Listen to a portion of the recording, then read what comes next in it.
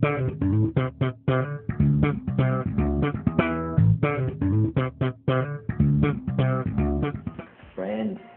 ngayon usong-uso yung sa kasabihan, di ba nagiging joke of the tongue, moderate the greed.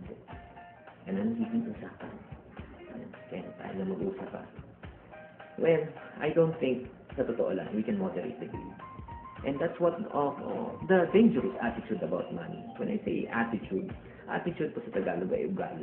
Ano po yung ugali? Ang ugali ay isang bagay na yung ginagawa na hindi ka na nag-iisip. At marami tayong masasamang ugali pag tungkol sa pera. And one of them is greed. In Tagalog is gahama. Ugali. Sakit. Diba?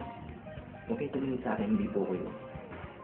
Kailangan po natin protektahan natin ang ating puso because all of us, we're not scared of that. I can still remember nung ako ay bata pa, may alkansya akong maliit, tapos nilalagyan ko siya ng piso. Pag pumuno na, bibilangin ko siya. Akala ko tuwing binibilang ko siya, dumodoble. Actually, hindi pala nangyayari yun. Hindi talaga tayo makontento at sinabi mo sa sarili ko, pag ako meron lang 100,000 pesos sa bag, malaya na ako. Alam niyo, kapatid, na nagawa ng 100,000. Ano naging reaction ko? Kulat.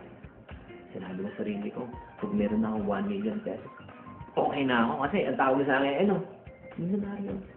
Kapatid, nung kinita ko yung 1 million, kulang pa rin. Sa totoo lang, we will never have enough of money. Do you agree? Dati, maliit ang ating kita, di ba? Napagkakasya. Pero ngayon, lumalaki ang kita, nagkukulang na, nagkakautang pa. Habang lumalaki ang kita, lumalaki ang problema, lumalaki ang gastos. So, if we don't arrest the word called greed, we will definitely be in trouble.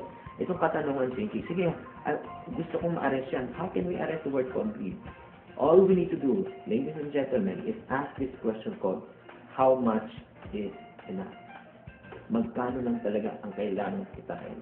Over and above that, I should not exert any more activity. I should not exert any more time in order to make more. So friends, in order for us to moderate our greed, I suggest ask yourself this question.